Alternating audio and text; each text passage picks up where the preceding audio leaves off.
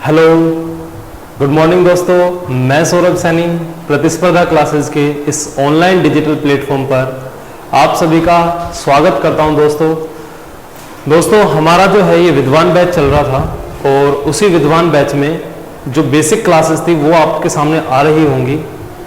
जैसा मैंने आप लोगों को प्रॉमिस किया था, वादा किया था कि हम लोग है ना साथ साथ में दिल्ली पुलिस के लिए, क्योंकि बहुत अच्छी वैकेंसी आई है दिल्ली पुलिस की, 7500 प्लस पोस्ट हैं और उसके लिए अपन मॉक टेस्ट जो है मैथ्स का, किस प्रकार के क्वेश्चंस आए हुए हैं, कैसे क्वेश्चन आ सकते हैं, एसएससी क्योंकि कंडक्ट करा रहा है, एसएससी किस प्रकार के क्वेश्चंस पूछेगा, उस सारे क्वेश्चंस के अपन यहाँ पर डिस्कस करेंगे और कैसे कैसे एग्जाम में क्वेश्चंस आए हुए हैं।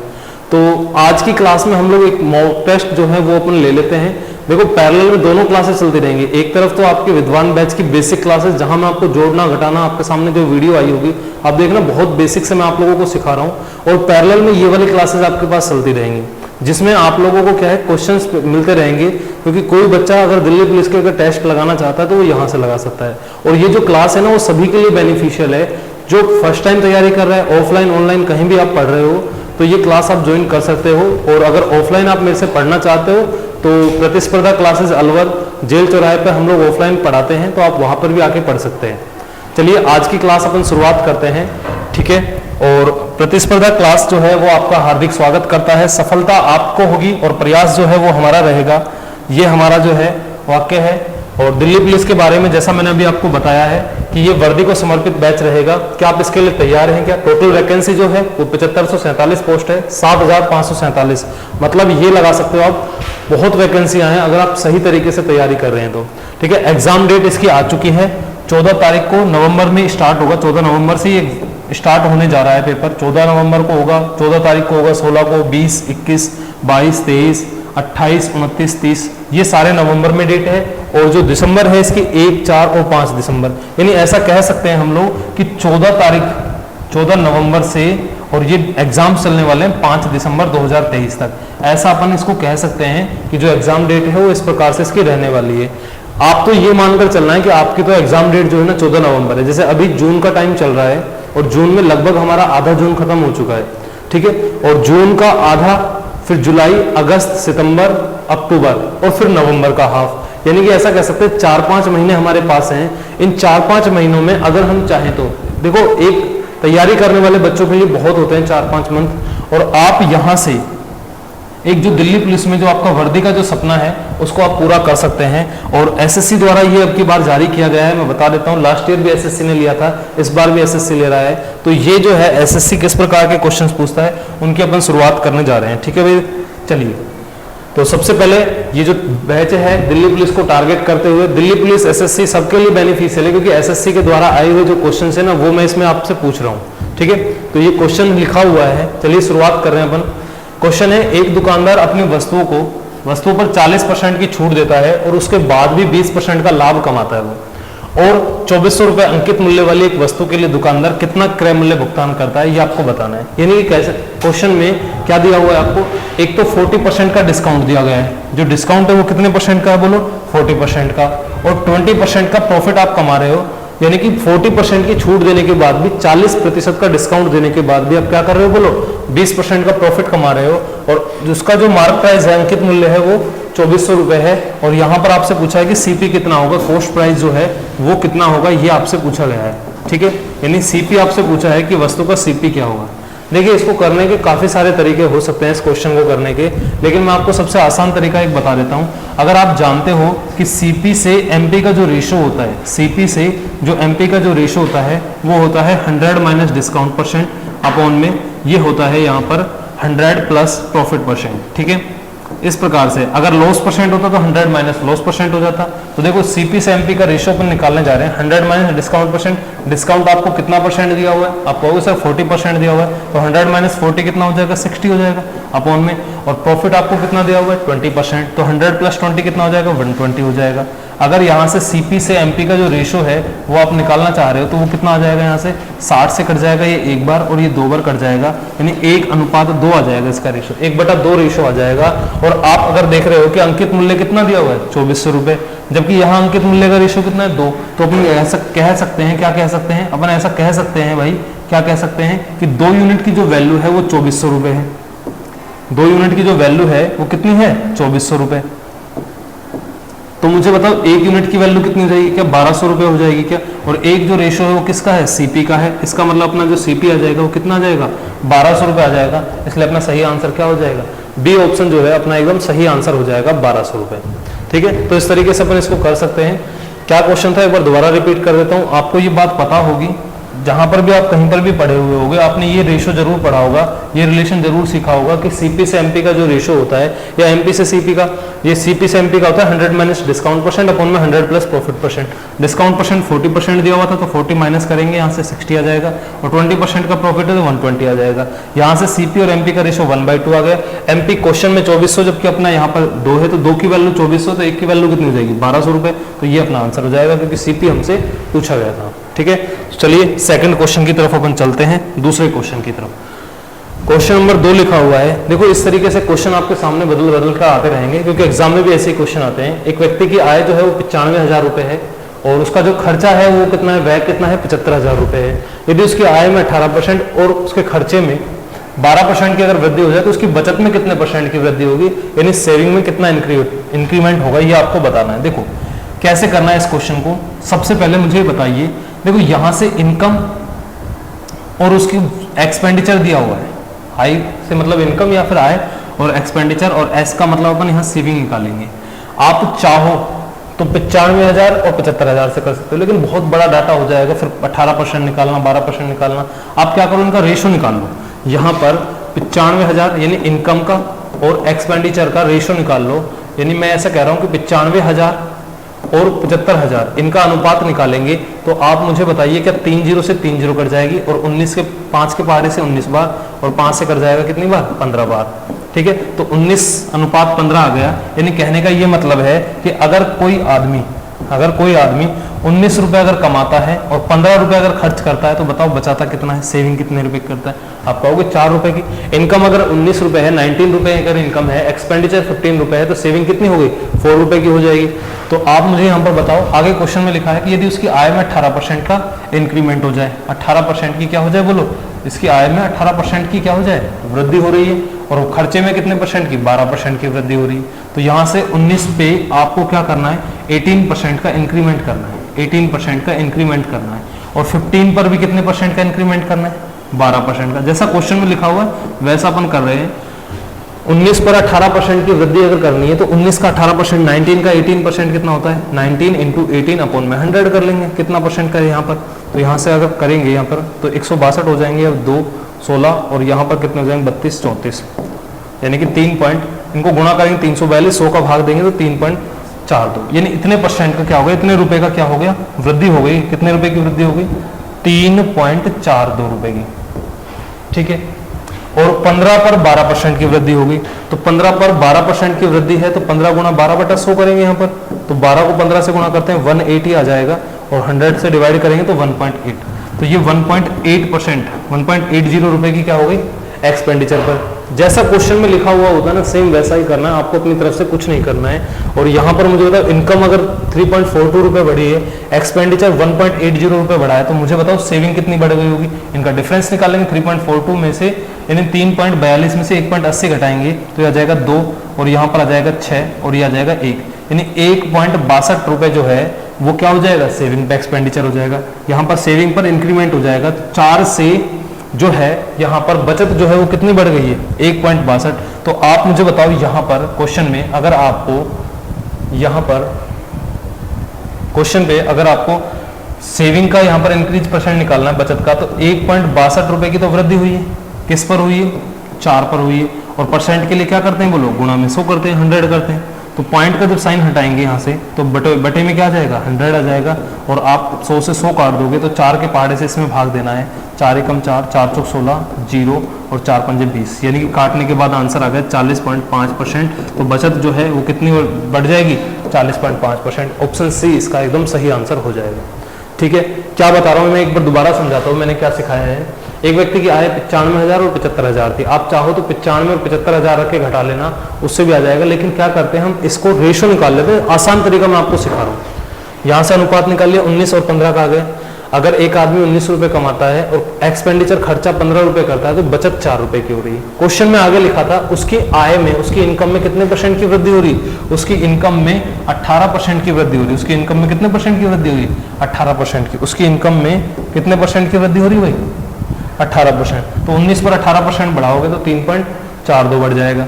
और खर्चे में 12% की वृद्धि, 15 पे 12% की वृद्धि तो 1.80। तो यहाँ पर इनकम 3.42 बढ़ी, खर्चा 1.80। इसका मतलब इनका आय में से अगर एक्सपेंडिचर घटाएंगे तो सेविंग में वृद्धि आ जाएगी, अपनी बचत में वृद्धि कितने की, 1.62 की। 1.62 की वृद्धि हुई, कितने पर हुई, 4 पर, गुणा में 100, क्योंकि हमसे क्वेश्चन में यही पूछा था उसकी बचत में कितने % की वृद्धि होती है। तो यहाँ से अपन ने निकाल दिया 40.5% की वृद्धि हुई। ठीक है, उम्मीद करता हूँ समझ में आ रहा होगा आपको। चलिए नेक्स्ट क्वेश्चन की ओर चलते हैं। आप भी कोशिश किया करो करने की। चलो मैं आपको करने के लिए टाइम देता हूँ 1 मिनट का, कीजिए। चलो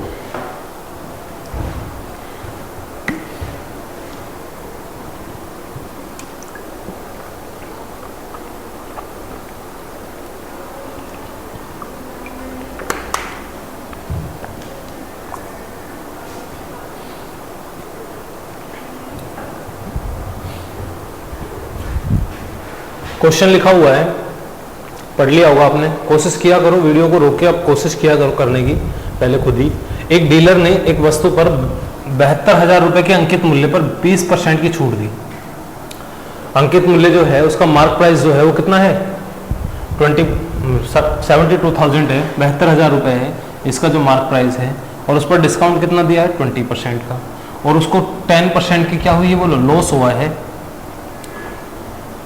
अंकित मूल्य पर उसे कितनी छूट देनी चाहिए जिससे उसे वस्तु पर 440 रुपए का लाभ हो। बहुत अच्छा क्वेश्चन है, लेकिन करने का एक आसान सा तरीका मैं आपको बता रहा हूँ। जब भी कभी इस प्रकार से अंकित मूल्य, हानि, लाभ, इस तरीके से क्वेश्चन आ जाए ना, तो आप इसको करने का सबसे बढ़िया तरीका बता रहा हूँ। आप है ना सीपी, एसपी और एमपी, ये तीनों चीजें एक साथ लिख लिया करो।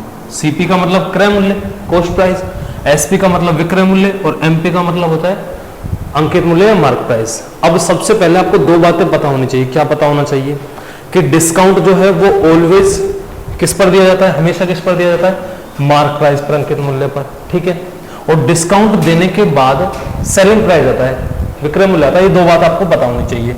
अगर ये 2 बात पता है तो एक बार अंकित मूल्य को अपन छोड़ देते हैं। अंकित मूल्य पर 20% की छूट दी जा रही है, तो हम यहाँ पर मान लेते हैं कि माना स्टार्टिंग में जो यहाँ पर लेट कर लिया अपन ने कि अंकित मूल्य जो है वो 100 रुपए है, और डिस्काउंट 20% का अगर दिया जा रहा है, तो मैंने अभी बताया डिस्काउंट एमपी पर दिया जाता है और डिस्काउंट देने के बाद सेलिंग प्राइस आता है। अगर 20% का अगर आप डिस्काउंट दोगे तो इसका मतलब वो वस्तु कितने की बेचोगे, 80 रुपए की बेचोगे, सीधी सी बात है।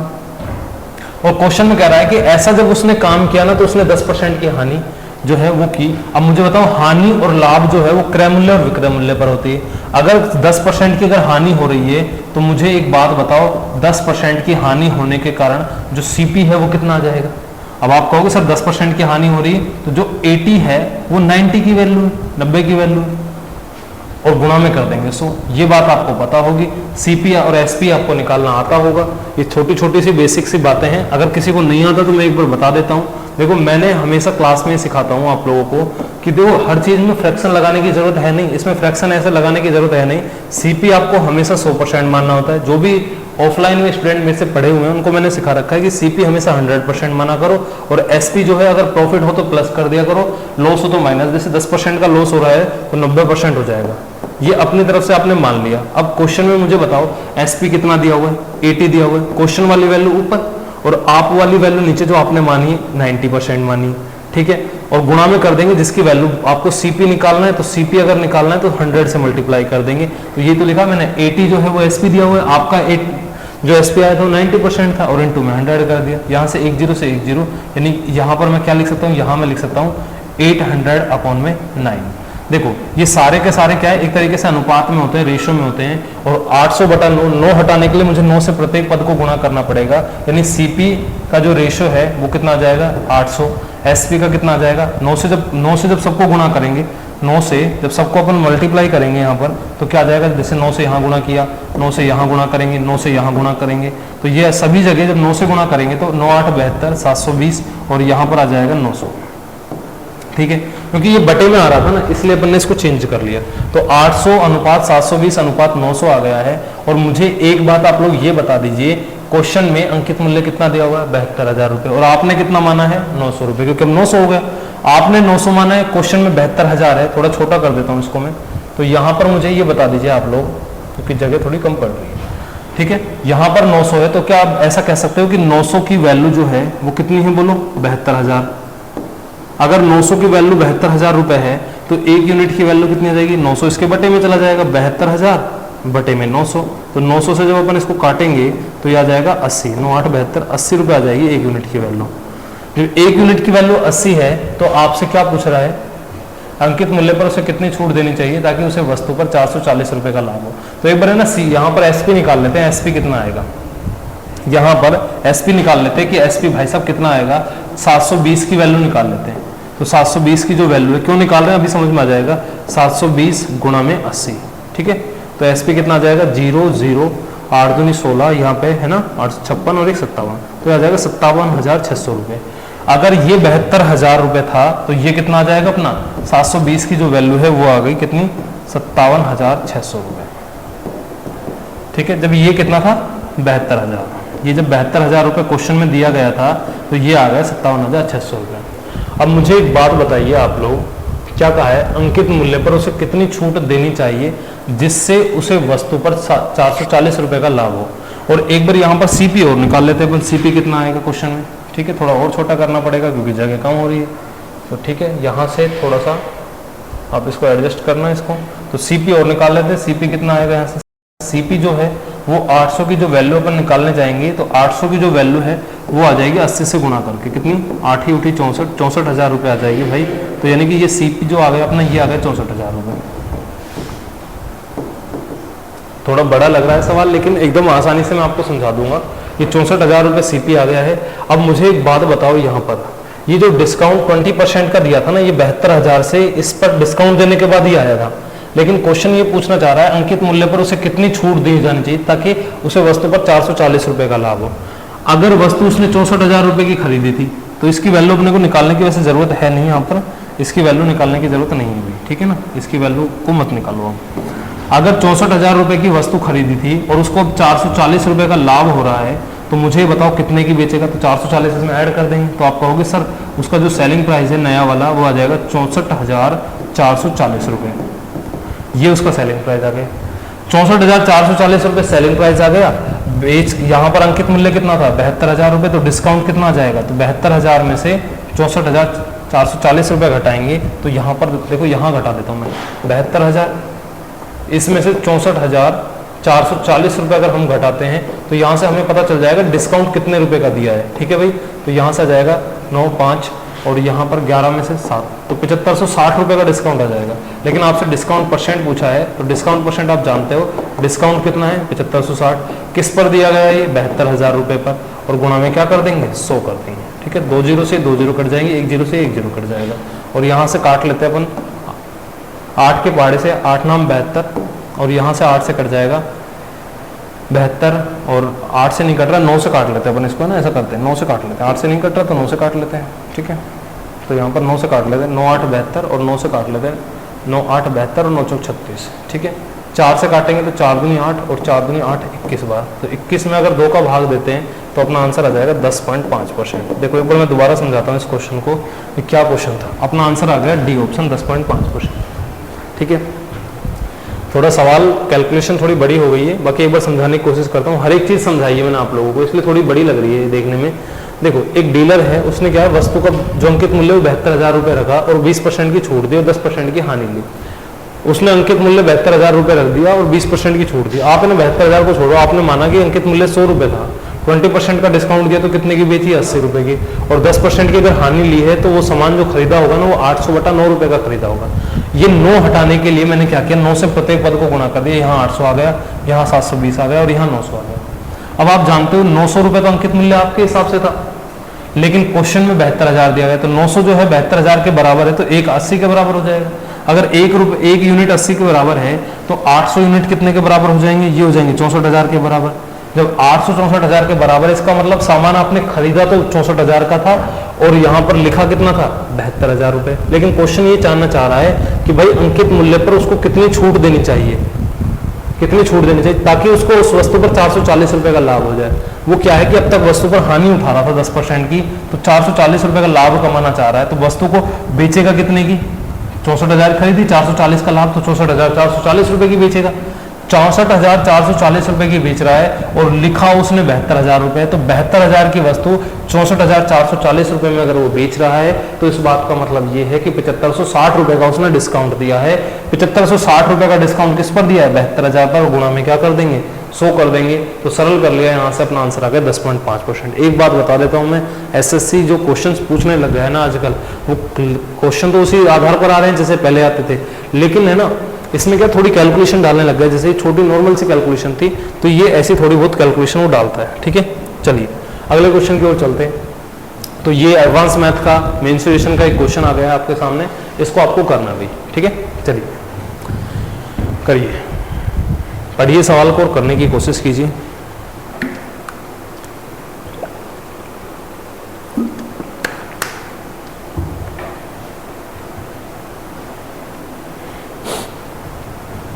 देखिए मैं समझाता हूँ। एक लंबवर्ती बेलन का व्यास दिया हुआ है, डायामीटर दिया हुआ है आपको एक सिलेंडर का 14 सेंटीमीटर। तो सबसे पहले दिया हुआ क्या है वो लिख लेते हैं अपन। ठीक है, दिया क्या है यहाँ पर आपको? दिया है कि जो व्यास है, जो डायामीटर है वो दिया हुआ है 14 सेंटीमीटर। तो अपन क्या, त्रिज्या जो है, रेडियस जो है वो कितनी हो जाएगी? रेडियस हो जाएगी अपनी 14 का हाफ हो जाएगा, यानी कि 7 सेंटीमीटर। और उसकी ऊंचाई जो है, बेलन की जो ऊंचाई है, जो हाइट है, वो कितनी दी हुई? ऊंचाई जो दी गई है, यानी हाइट जो दी गई है, वो दी गई है कितनी? 2 सेंटीमीटर। ठीक है, और इसके वक्र पृष्ठीय क्षेत्रफल और संपूर्ण पृष्ठीय क्षेत्रफल का योग क्या होगा? बेलन का वक्र पृष्ठीय क्षेत्रफल, यहां पर बेलन का जो वक्र पृष्ठीय क्षेत्रफल होगा, वक्र पृष्ठीय क्षेत्रफल यानी कर्व्ड सरफेस एरिया, वक्र पृष्ठीय क्षेत्रफल प्लस संपूर्ण पृष्ठीय क्षेत्रफल, total surface area, curved surface area और टोटल सरफेस एरिया जो है उसका योग बताना है। आप मुझे बताओ सबसे पहले, बेलन का वक्र पृष्ठीय क्षेत्रफल क्या होता है? अब आप कहोगे सर 2πr/h होता है, प्लस अगर मैं पूछूं टोटल सरफेस एरिया बेलन कितना होता है, तो ये तो 2πr/h + r। ये फॉर्मूले मेंसुरेशन जो है ना वो डिपेंड ही फॉर्मूले पर करता है। अगर आपको फॉर्मूले अच्छे से याद है ना तो आराम से कर लोगे, नहीं तो फिर नहीं कर पाओगे। ठीक है, अगर आप यहाँ पर देखोगे तो 2πr दोनों में कॉमन है। ठीक है भाई, 2πr जो है वो दोनों में कॉमन है, तो 2πr को मैंने क्या कर लिया? कॉमन ले लिया।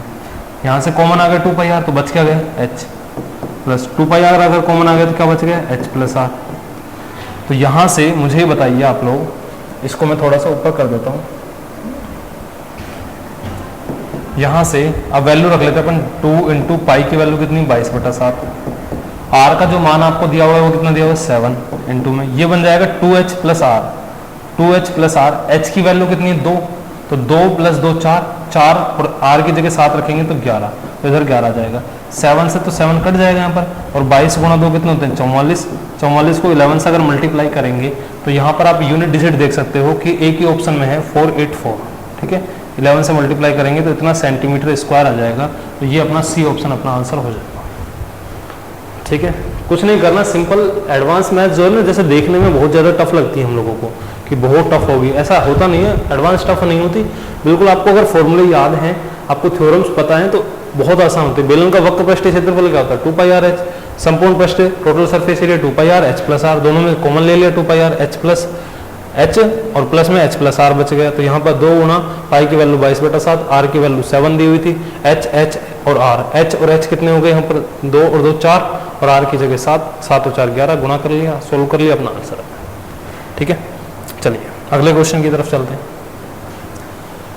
क्वेश्चन लिखा हुआ है, एक व्यक्ति क्या करता है? स्कूटर के द्वारा 64 किलोमीटर प्रति घंटे की चाल से एक निश्चित दूरी तय करता है और वह साइकिल चलाकर 16 किलोमीटर प्रति घंटे की चाल से प्रारंभिक स्थान पर लौट आता है। पूरी यात्रा के लिए औसत चाल ज्ञात करनी है आपको कि औसत चाल कितनी है। इस पूरी यात्रा में औसत चाल आपको बतानी है कि भाई कितनी होगी। ठीक है,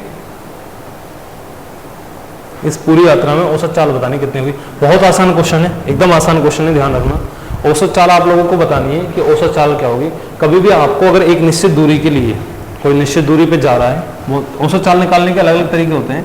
ठीक है ना, जैसे मान लीजिए अगर कोई बंदा, कोई व्यक्ति है जो यहाँ पर, ये दूरी है d किलोमीटर की, यहाँ से इस पॉइंट से इधर जा रहा है और वापस इसी पॉइंट से इस दूरी पर वापस आ रहा है इस पॉइंट पर। तो कभी भी कोई निश्चित दूरी अगर तय करनी हो और मान लेता हूँ कि 1 किलोमीटर प्रति घंटे की चाल से जाता है वो, ठीक है, और 20 किलोमीटर प्रति घंटे की चाल से वापस आता है, तो इसमें एवरेज स्पीड निकालने का जो फॉर्मूला होता है, औसत चाल निकालने का जो फॉर्मूला होता है वो होता है 2 इंटू पहली स्पीड गुणा दूसरी स्पीड बटे में पहली प्लस दूसरी। ठीक है, बहुत आसान है। ठीक है, दो चाल के लिए तो बहुत आसान है और कई बार एग्जाम में क्वेश्चन भी पूछा गया है, जैसे ये भी पूछा गया क्वेश्चन है। तो यहाँ से मुझे बताओ एवरेज स्पीड जो है वो क्या आ जाएगी। देखो आप लोग है ना, अगर आपको वीडियो बहुत अच्छा लग रहा हो, अगर आपको चीज़ें पसंद आ रही हो, तो ये प्रतिस्पर्धा क्लासेस का जो चैनल है आपने अब तक अगर सब्सक्राइब नहीं किया है तो इसको सब्सक्राइब जरूर कर ले भाई, है ना। वीडियो अच्छी लग रही है, हमारी मेहनत पसंद आ रही है, क्योंकि है ना शुरुआत है, मेहनत कर रहे हैं, कोशिश कर रहे हैं। अगर आपका एक लाइक अगर हमें मिल जाएगा तो उसमें क्या है कि हमारा थोड़ा सा हौसला बढ़ जाता है। आप कमेंट भी किया करो अच्छे अच्छे, और वीडियो को लाइक किया करो, शेयर भी किया करो। और यहाँ से सिर्फ आपको पढ़ाई की चीज़ें सीखने को मिलेंगी। फालतू अपन बातें नहीं करेंगे कि उड़ा देंगे और ये कर देंगे वो कर देंगे, ऐसी कोई बात नहीं करेंगे, सिर्फ काम की बात करने वाले हैं अपन। देखो बहुत अच्छा क्वेश्चन आपके सामने लिखा हुआ है, और ऐसे जब मिक्स क्वेश्चन आपके सामने आते रहेंगे ना तो आपका दिमाग चलना स्टार्ट होगा, बहुत तेजी से काम करेगा। तो एवरेज स्पीड का फॉर्मूला 2 गुना पहली चाल कितनी है 64, गुणा दूसरी चाल कितनी है 16, और बटे में क्या कर देंगे, दोनों को ऐड कर देंगे, 16 और 64 कितने हो जाएंगे 80। आप जानते हो 16 के पहाड़े से 16 कम 16, 16 दूनी 16 पंजे 80। ठीक है, तो दोनों को ऊपर गुणा कर लेंगे, 64 दूनी कितने होते हैं 128, और 128 दूनी होते हैं 256, यानी 25.6 किलोमीटर प्रति घंटे। ये अपना आंसर हो जाएगा।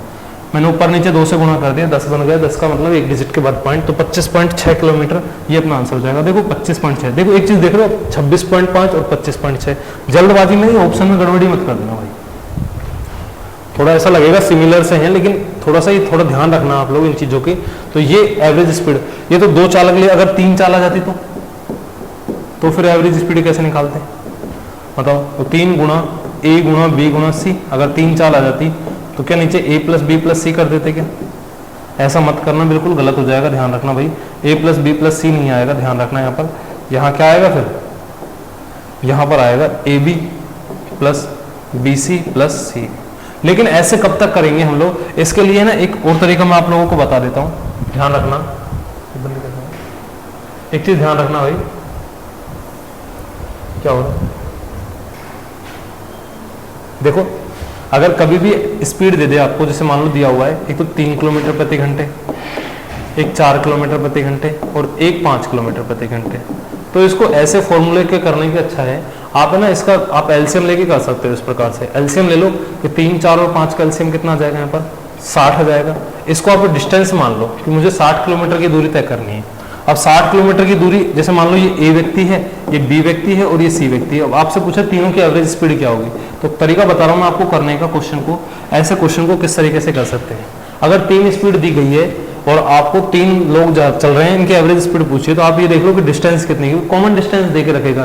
तो आप मान लो कि 60 किलोमीटर की, कुछ भी मान सकते हो अपनी तरफ से। मैंने मान लिया कि 60 किलोमीटर की दूरी चलनी है, एक आदमी 60 किलोमीटर चल रहा है, तो 3 आदमी कितने चलेंगे, 3 गुना 60 बटे में, क्योंकि देखो डिस्टेंस का जो फॉर्मूला होता है वो होता है, क्या होता है बोलो, सॉरी यहाँ पर स्पीड का फॉर्मूला निकाल रहे हैं अपन, एवरेज स्पीड निकालना है, तो स्पीड का जो फॉर्मूला होता है वो होता है डिस्टेंस अपॉन में टाइम।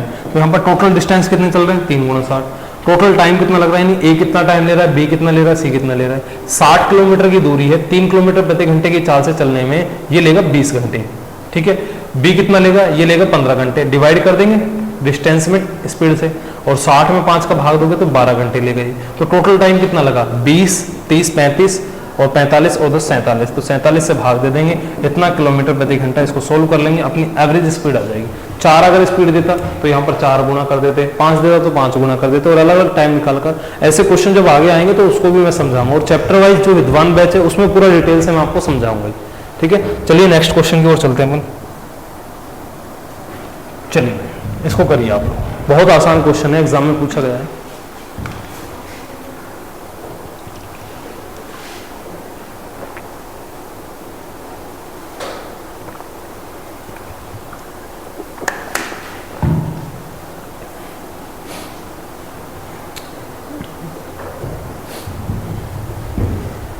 देखिए, ए अपने वेतन का 45% भोजन पर खर्च करता है। ए क्या करता है, A spend 45% on food on his income and अपने वेतन का 5% वृद्धाश्रम में दान कर देता है। बहुत अच्छी बात है, वृद्धाश्रम में दान कर रहे हैं, लेकिन वृद्धाश्रम चलो कोई नहीं, क्योंकि जब माँ का दिन आता है तो सब फोटो लगाते हैं, लेकिन फिर ये वृद्धाश्रम में रहता कौन है? चलो कोई बात नहीं। देखो, वह भोजन तथा वृद्धाश्रम पर कुल 28,500 रुपये खर्च कर रहा है। देखो क्या कहा है क्वेश्चन में, देखो खामेखा क्वेश्चन मतलब कंफ्यूज करने का है, लेकिन है ऐसा कुछ नहीं। 45% तो एक आदमी भोजन पर खर्च कर रहा है, ठीक है, और 5% वृद्धाश्रम में दिया है, यानी टोटल कितना खर्चा कर दिया उसने? टोटल जो उसका खर्च है, क्या वो 50% हो गया? क्या टोटल खर्च 50% हो गया? और क्वेश्चन में कह रहा है कि ये खर्च जो है ना वो 28,500 रुपए के बराबर है। 28,500 रुपए के अगर बराबर है, और आपसे पूछा है एक ही आय क्या है। कोई भी चीज टोटल जो होती है वो 100% होती है। मुझे बताओ 50% इसके बराबर है, यानी ये इसका कितना गुना है? आप कहो सर 2 गुना, तो इसका भी 2 गुना निकाल लो। 2 से इंटू करोगे तो 0 0 0 56 और 57, तो 57,000 रुपये, ये अपना आंसर हो जाएगा। ये ना एकदम आसान क्वेश्चन है, और ये क्वेश्चन एग्जाम में आए हुए हैं। ये एसएससी के कोई पेपर में आया हुआ है, जीडी में या फिर एमटीएस में या सीजीएल के किसी एग्जाम में पूछा गया क्वेश्चन में, ठीक है। तो ऐसे क्वेश्चन दिल्ली पुलिस में भी पूछे जाएंगे, ध्यान रखना। चले आगे की तरफ, क्या किया मैंने? 45% भोजन पर खर्च किया, 5% दान कर दिया। मतलब कहने का ये कि उसकी इनकम में से तो खर्च ही हो गया 50%, और क्वेश्चन कह रहा है कि वह दोनों पर मिलाकर इतने रुपए खर्च करता है। तो दोनों पर मिलाकर हम 50% कर रहे हैं, ये इसके बराबर। वो टोटल इनकम पूछ रहा है, नहीं टोटल कितनी, 100% की वैल्यू पूछ रहा है, तो 2 से गुणा कर दिया। चलिए, बहुत आसान क्वेश्चन है, ध्यान रखना। ये लो एक क्वेश्चन हो रहा है, ये ट्रिग्नोमेट्री का क्वेश्चन है, ये भी आसान है, एकदम आसान। ऐसे आसान आसान क्वेश्चन आते हैं ट्रिग्नोमेट्री में। पॉइंट जो सी में पढ़ाता हूँ ना आप लोगों को, उसका क्वेश्चन है ये। तो इसमें क्या करते हैं, इसमें साइन देखो यहाँ पर, क्योंकि साइन 58 डिग्री की वैल्यू तो हमें पता है क्या? कोई बताएगा साइन 58 डिग्री की? क्योंकि या तो कैलकुलेटर से निकाली जाती है, साइंटिफिक कैलकुलेटर से, या फिर आपके पास टेबल हो तो उसमें से पता कर सकते हैं। लेकिन हमें ना साइन 58 डिग्री को कैसे चेंज करके करते हैं, साइन 42 डिग्री की वैल्यू आपको पता हो तो। ऐसे क्वेश्चन जब आते हैं तो इनमें क्या करते हैं, जैसे ये एक सवाल बन गया एक तरीके से, आपने कैसे चेक किया करो, आपको ये पता होना चाहिए कि साइन जो है वो तो चेंज होता है कोस में, टेन चेंज होता है कोट में, सेक चेंज होता है कोसेक में। अगर ये बात आपको पता है तो आप इजीली कर लोगे। आपको पता है साइन अगर कोस में चेंज होता है तो इनमें से दोनों में से कोई एक चेंज करना पड़ेगा, दोनों नहीं। वो चेक कर लेना क्या दोनों एंगल्स का सम 90 डिग्री हो रहा है क्या। अगर दोनों कोणों को जोड़ने पर 90 डिग्री अगर आ रहा है तो दोनों में से किसी एक को चेंज कर दो। तो मैं साइन 58 को चेंज कर रहा हूँ। साइन जो है वो चेंज किस में होगा, कोस में। देखो कैसे चेंज करते हैं वो बता रहा हूँ आपको। साइन जो है वो चेंज कर दिया किसमें, कोस में। साइन SIGN वाला नहीं, SIN वाला। साइन जो है वो चेंज होगा कोस में, और 58 डिग्री लिखा हुआ तो यहाँ पर वो कोण लिखना है ताकि दोनों को जोड़ने पर 90 डिग्री आ जाए। या मैं ऐसा बोल सकता हूँ 90 में से घटा कर लिख दो। यहाँ कितना डिग्री का कोण लिखना है ताकि इसको और उसको जोड़ू तो 90 हो जाए। या फिर मैं ऐसा कह सकता हूँ कि 90 में से घटा कर लिख दो, तो आप कहोगे सर 32 डिग्री लिख दीजिए। देखो जोड़ कर देखो 90 हो रहा है। और साइन 42 डिग्री है, इसको भी चेंज करेंगे। साइन किस में चेंज होता है, वही वापस से कोस में। यहाँ पर वो कोण लिखना ताकि दोनों को जोड़ने पर 90 हो जाए। या फिर 90 में से 42 घटा दीजिए, 48 डिग्री आ जाएगी। ठीक है, अब देखो कैसे करेंगे, बहुत आसान है। 3 गुणा साइन 58 डिग्री की जगह क्या लिखेंगे, कोस 32 डिग्री। ठीक है, अपॉन में कोस 32 डिग्री नीचे लिखा ही हुआ है, प्लस 3 इंटू साइन 42 डिग्री की जगह क्या लिखेंगे, कोस 48 डिग्री। किसी एक को चेंज करना, दोनों को नहीं करना है, और कोस 48 डिग्री। ठीक है, तो अब आप देखोगे यहाँ पर कोस 32 कट जाएगा, कोस 48 इधर 3 बच गया, प्लस इधर भी कितना बच गया, 3 प्लस 3 कितना होता है, 6। ये अपने सवाल का आंसर होगा। तो ये पॉइंट सी का जो क्वेश्चन है वो इस तरीके से विद्वान बैच में मैं आप लोगों को कंप्लीट जो है वो पूरी मैथ्स आपको पढ़ाने वाला हूँ दिल्ली पुलिस के हिसाब से। वो पैरेलल में चलती रहेगी, उसकी एक वीडियो इसकी आती रहेगी। दोनों बेनिफिशियल है, दोनों वीडियो को आपको देखना है, पूरा देखना है, कंप्लीट देखना है, स्किप नहीं करना है, ताकि आपको बहुत कुछ सीखने को मिलेगा। एक नेक्स्ट क्वेश्चन और आपकी स्क्रीन पर है, कोशिश कीजिए करने की। एकदम आसान सवाल है, वही टाइम एंड डिस्टेंस का क्वेश्चन है।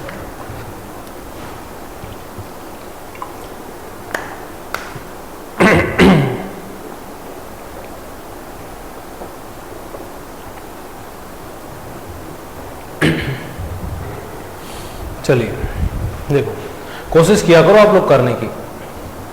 विनय तथा महेश एक दूसरे से 250 मीटर दूर है। ठीक है, मतलब कहने का ये है कि क्वेश्चन ये कहना चाह रहा है कि एक तरफ तो विनय है और एक तरफ महेश है, और इनके बीच की जो दूरी है ना वो कितनी है बोलो, 250 मीटर की दूरी है। कितनी है बोलो, 250 मीटर। ठीक है भाई, और ये कह रहे हैं कि वे क्रम से 36 किलोमीटर, ये विनय है और ये महेश है। तो विनय तो चलता है 36 किलोमीटर प्रति घंटे की चाल से और ये चलता है 54 किलोमीटर प्रति घंटे की चाल से। और क्वेश्चन में कहा है कि एक दूसरे की ओर चल रहे हैं, मतलब ये विनय तो महेश की तरफ जा रहा है और महेश कहाँ जा रहा है, विनय की तरफ। तो आपको बताना है एक दूसरे को कितने समय के बाद मिलेंगे। तो देखो समय पूछा है, सबसे पहले मुझे बताओ टाइम का फॉर्मूला क्या होता है। आपको वो सर डिस्टेंस अपॉन में स्पीड। तो डिस्टेंस आपको 250 मीटर दी हुई है। जब भी कभी दो स्पीड आ जाए तो वहां पर रिलेटिव स्पीड निकालते हैं, सापेक्ष चाल निकालते हैं। ठीक है, रिलेटिव स्पीड को शॉर्ट में अपन आर एस से डिनोट करेंगे, आर एस यानी कि रिलेटिव स्पीड। तो ये रिलेटिव स्पीड क्या होती है, सापेक्ष चाल। अगर अपोजिट डायरेक्शन में जा रही है, विपरीत दिशा में जा रही है, तो दोनों को ऐड कर देंगे, 36 प्लस 54। अगर ये या तो अपोजिट जाएगी या फिर एक ही डायरेक्शन में जाएगी, जैसे ये आगे आगे जा रहा है और इसके पीछे पीछे चल रहे हैं अपन, ठीक है, या फिर इस तरीके से। तो यहाँ से 36 और 54 को ऐड करेंगे तो कितने हो जाएंगे यहाँ पर, 80 90 हो जाएंगे क्या, 90 किलोमीटर प्रति घंटे। लेकिन ना एक चीज है ना, टाइम एंड डिस्टेंस की एक चीज होती है कि आपको यूनिट का ख्याल रखना पड़ता है। यहाँ मीटर में है लेकिन यहाँ किलोमीटर में, तो इस किलोमीटर पर आवर को अपन चेंज कर लेते हैं किसमें, मीटर पर सेकंड में। और ऑप्शन भी आप देख रहे हो टाइम जो है सेकंड में आया हुआ, तो मीटर पर सेकंड में चेंज कर लेते हैं। मीटर पर सेकंड में चेंज करने के लिए कितने से मल्टीप्लाई करेंगे, 5/18 से। तो 18 से कट जाएगा 5 बार, और 5 गुणा 5 कितना जाएगा, 25 मीटर पर सेकंड। तो ये हमारा अब चेंज हो चुका है, ये मीटर पर सेकंड में, ये मीटर में अब आराम से निकाल देंगे। डिस्टेंस जो दी हुई है हमें वो कितनी है, 250 मीटर। और स्पीड जो है, रिलेटिव स्पीड कितनी आ रही है, 25 मीटर प्रति सेकंड। तो 25 से कट जाएगा कितनी बार बोलो, 10 बार। तो अपना आंसर आ जाएगा 10 सेकंड, ये अपना आंसर हो जाएगा। ठीक है ना, टाइम पूछा है इसलिए सेकंड में आंसर आ जाएगा 10 सेकंड, ये अपना आंसर हो जाएगा। बस ये आएगा तमाशा। समझ तो पा रहे हो ना आप लोग, ठीक है भाई। साथ साथ आप लोग नोट्स जो है वो बनाते हुए चलना है आपको, वीडियो रोक कर देख के आपको पूरी वीडियो देखनी है। बहुत आसान क्वेश्चन था एकदम।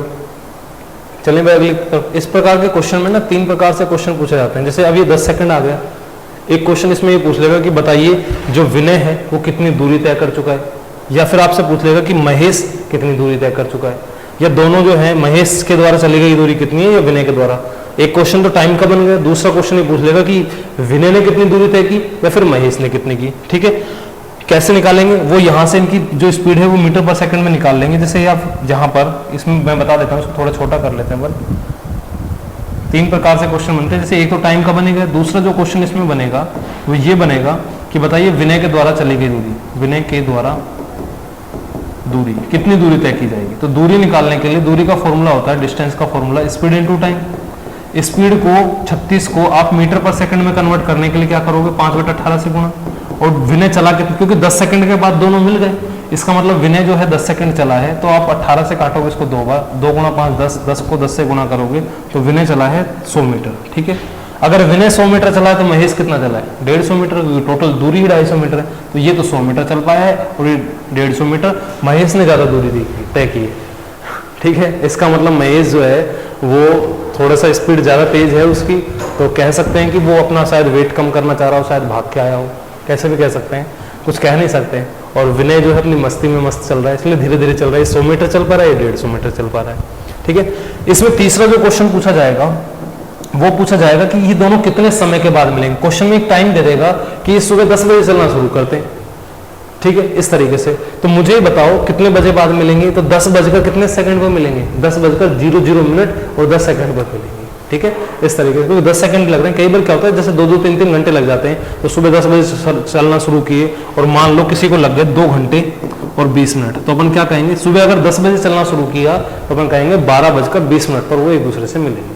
ठीक है, लेकिन यहाँ पर 10 सेकंड की बात करा तो 10 सेकंड में तो आंसर क्या होगा, 10 सेकंड का तो आंसर ये आ जाएगा भाई, क्या आ जाएगा, ये वाला आ जाएगा कि भाई 10:00 मिनट और 10 सेकंड पर वो मिलेंगे, इतने बजे मिलेंगे।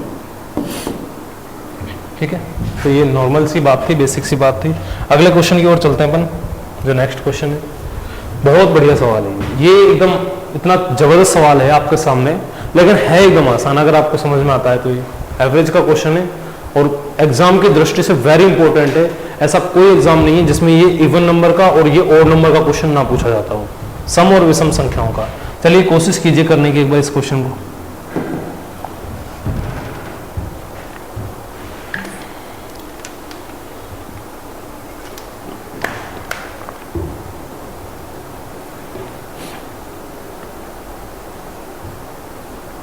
क्वेश्चन लिखा हुआ है कि प्रथम 148 सम संख्याएं, सम धनात्मक संख्याएं यानी कि पॉजिटिव है इवन नंबर्स, इनके औसत तथा प्रथम 129 विषम धनात्मक संख्याओं के औसत। पहली तो आपको लेनी है, फर्स्ट तो 148 इवन पॉजिटिव नंबर लेने हैं आपको, ठीक है।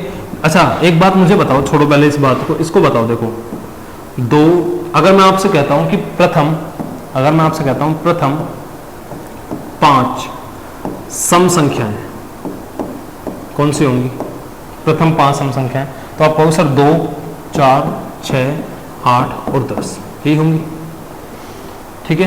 पहली जो 5 सम संख्याएं, अगर मैं पूछूं कि प्रथम 5 विषम संख्याएं कौन सी होगी, तो 1, 3, 5, 7 और 2 इस प्रकार से होंगी, ठीक है। ऐसी जो होंगी वो क्या होंगी, पहली 5, ठीक है, इस तरीके से। तो यहां पर ये कहा है कि पहले 148 सम संख्या, अगर मैंने देखो यहां पर लिखा प्रथम 5 सम संख्याएं, इसका मतलब देखो 1, 2, 3, 4, 5 संख्याओं की बात कर रहा हूं, यानी n की वैल्यू जो है, नंबर्स कितने हैं यहाँ पर 5, ठीक है। और पहली जब मैं 5 विषम संख्याओं की बात कर रहा था तो यहाँ पर n की वैल्यू कितनी, वो भी 5 है। यानी मैं ये कहना चाह रहा हूँ कि क्वेश्चन ये कह रहा है कि प्रथम 148 सम संख्याएं, तो यहां से अगर मैं पूछूं कि n की वैल्यू कितनी है, तो आपको कहोगे सर 148 है। अगर मैं आपसे पूछूं प्रथम 129 विषम संख्याएं, तो यहां पर n की वैल्यू बोलो कितनी है, आप कहोगे सर 129। भाई पहले 129 विषम संख्याओं की अपन बात कर रहे हैं, तो इसका मतलब क्या है कि 129 संख्याएं जो है वो 1, 3, 5 ऐसे जहां तक 129 हो जाएगी वहां पर छोड़ देंगे 129 संख्याएं, 129 तक नहीं, 129 संख्याएं। ऐसे 148 जो इवन नंबर्स हैं वो फर्स्ट हैं पहले, यानी कि 2, 4, 6, 8 इस तरीके से। और जैसे 148, ये 148 होने के लिए 296 तक होंगे, ध्यान रखना ये, तो ये वहां तक होंगे। जैसे अपना ये जो प्रथम 5 संख्या कहां तक हुई है, 10 तक हुई है, ऐसे ही। यानी अपने को n की जो वैल्यू है, अगर प्रथम शब्द लिखा हुआ है तो वही n की वैल्यू है। नंबर्स कितने, नंबर ऑफ टर्म्स कितने हैं, तो n की वैल्यू है 148। अब एक बात आपको पता होनी चाहिए, ये बात भी आपको पता होनी चाहिए, अगर आपको नहीं पता तो ये बात मैं आपको बता देता हूँ। ये 2 बातें आपको, फॉर्मूले आपको पता होने चाहिए कि प्रथम, या ऐसा कह सकते हैं अपन, क्या कह सकते हैं, इस प्रकार से कह सकते हैं, क्या कह सकते हैं कि जो सम संख्याएं होती है ना, सम संख्याएं लगातार जो स्टार्टिंग वाली सम संख्या होती है, सम संख्याओं का जो औसत होता है, एवरेज जो होता है, औसत जो होता है वो होता है n+1, ठीक है।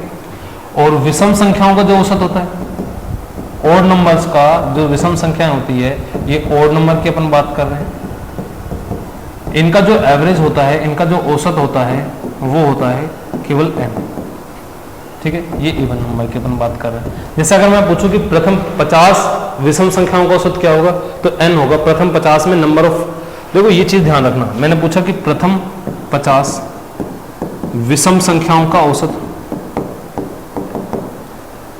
विषम संख्याओं का औसत एवरेज कितना होगा, तो आप कहोगे कि सर 50, प्रथम 50 में n की वैल्यू 50 है और n ही होता है, इसका मतलब 50 होगा। अगर मैं पूछूं 1 से 50 तक की संख्याओं में, 1 से 50 तक की विषम संख्याओं में, या विषम संख्याओं का औसत क्या होगा, एवरेज क्या होगा, तो आप कहोगे कि सर 25 होगा, क्योंकि 1 से 50 तक की विषम संख्याओं में विषम संख्याएं 25 होती है, ठीक है। तो ये दोनों चीजें आपको समझनी है, प्रथम और उसमें। तो यहां पर आप मुझे एक बात बता दो, आप लोग, अगर ये बात आपको समझ में आ गई है तो सुनना मेरी बात ध्यान से। प्रथम 148 यानी n की वैल्यू कितनी, 148, यानी प्रथम 148 सम संख्याओं का औसत कितना आएगा, आप कहोगे सर 148 तो संख्याएं होंगी +1 149 आएगा। और मैं पूछूं प्रथम 129 विषम संख्याओं का, तो n ही होता है इसका औसत, तो n कितना है 129 है भाई। तो यहां से औसत आ गया 149 और 129। क्वेश्चन कह रहा है कि इन दोनों का जब औसत निकालते हो तो इनके बीच अंतर कितना होगा, इनका डिफरेंस कितना होगा। तो आप जानते हो अंतर का मतलब होता है 149 में से 129 माइनस कर दोगे तो बोलो कितना आ जाएगा 20। ये अपने सवाल का आंसर हो जाएगा, ठीक है। डी ऑप्शन अपना आंसर हो जाएगा। समझ तो पा रहे हो मैं क्या समझाना चाह रहा हूं भाई, ये यूं ही चल रहा है। प्रथम सम जो धनात्मक संख्याएं हैं उसका फॉर्मूला होता है n+1। तो आपने देखा n की वैल्यू निकाल लो, एक प्रथम 148 में n की वैल्यू 148। अगर ये लिखा होता ना 1 से लेकर 148 तक की संख्याओं में, तो फिर सम संख्या आधी होती, यानी कि 74 हो जाती। लेकिन ये लिखा है प्रथम 148, तो ये इसका मतलब है कि 148 ही है n की वैल्यू, तो n की वैल्यू यहां रख दी 149 आ गया। प्रथम 129 विषम संख्या लिखे हुए, इसका मतलब है 1 से लेकर 129 नहीं, प्रथम 129 का मतलब है ये होगा यहाँ पर लगभग अगर इसको 130, 260 यानी कि 258 तक होगा, 258 तक की संख्याओं में निकाली गई है, ठीक है। तो ये n की वैल्यू 129 आ गई, और यहाँ से अपन ने देख लिया औसत विषम संख्याओं का n ही होता है, 129 होता है, तो यहाँ से डिफरेंस निकाल लिया 20, ये अपने सवाल का आंसर है। चलिए नेक्स्ट क्वेश्चन की ओर चलते हैं अपन। एक क्वेश्चन है, ये भी एडवांस मैथ का क्वेश्चन, ठीक है। चलिए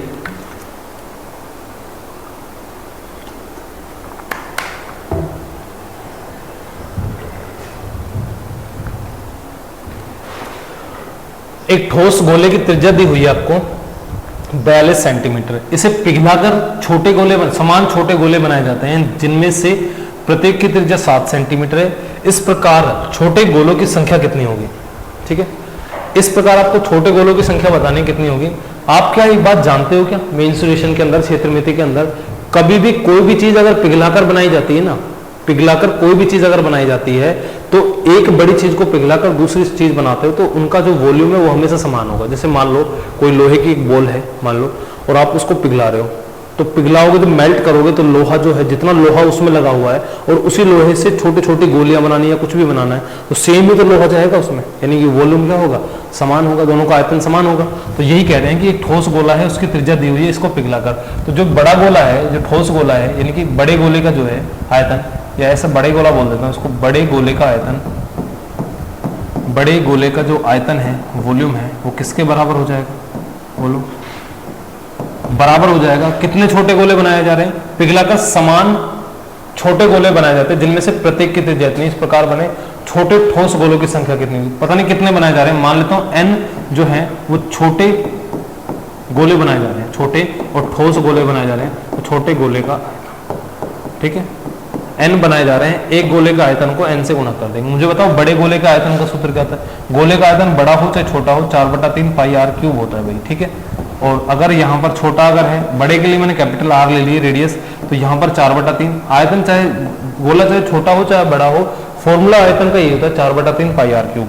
तो यहाँ पर छोटा गोला इसलिए स्मॉल r ले लेते हैं r क्यूब। आप देखो 4/3 पाई तो कट ही जाएगा, और r की वैल्यू बड़े वाले में कितनी है 42, तो 42 का क्यूब क्या होता है 42 गुणा 42, ठीक है। और n आपको निकालने कितने गोले बनाए जाएंगे, छोटे वाले की त्रिज्या कितनी दी हुई है 7 सेंटीमीटर, 7 गुणा 7, ठीक है। तो अब इसको काट लेंगे, 7 से कट जाएगा कितनी बार 6 बार, 7 से कट जाएगा कितनी बार 6 बार, 7 से कट जाएगा कितनी बार 6 बार, 6 गुणा 6 का क्यूब कितना होता है 216, 216 जो है छोटे समान संख्या में गोले बनाए जा सकते हैं, यही हमारे n की वैल्यू आ जाएगी। यही हमसे पूछा था 216, ये अपने सवाल का आंसर हो जाएगा, ठीक है। तो इसी प्रकार से अपन आगे भी क्वेश्चंस करते रहेंगे, ठीक है भाई। चलिए नेक्स्ट क्वेश्चन की ओर चलते हैं। तो आज के लिए इतना ही बहुत है, थैंक यू वेरी मच। आप अगर YouTube चैनल पे नए हैं तो ये प्रतिस्पर्धा क्लासेस के YouTube चैनल को जरूर से जरूर ज्वाइन करना है। टेलीग्राम चैनल जो है @प्रतिस्पर्धा क्लासेस, इसको आपको ज्वाइन करना है, और यहाँ पर आपको क्वेश्चंस जो है PDF के रूप में आपको मिल जाएंगे, जो भी हमने पढ़ाया है वो सारा आपको मिल जाएगा। तो उम्मीद करता हूँ कि जो आज की क्लास है दिल्ली पुलिस के लिए जो आज स्टार्ट किए थे, धीरे धीरे हम क्वेश्चंस की संख्या भी बढ़ा लेंगे। अभी छोटी छोटी वीडियो से अपन सीख रहे हैं, पढ़ रहे हैं, और बहुत सारी चीज़ें आपको हमेशा सीखने को मिलेंगी, यहाँ से नई चीज़ें सीखने को मिलेंगी। आप कहीं पर भी पढ़े हो, चाहे कहीं पे भी आपने सीख लिया हो, एक बार इस क्लास को आकर आपको पूरा जरूर देखना है, आपको बहुत सारी चीज़ें नई सीखने को मिलेंगी।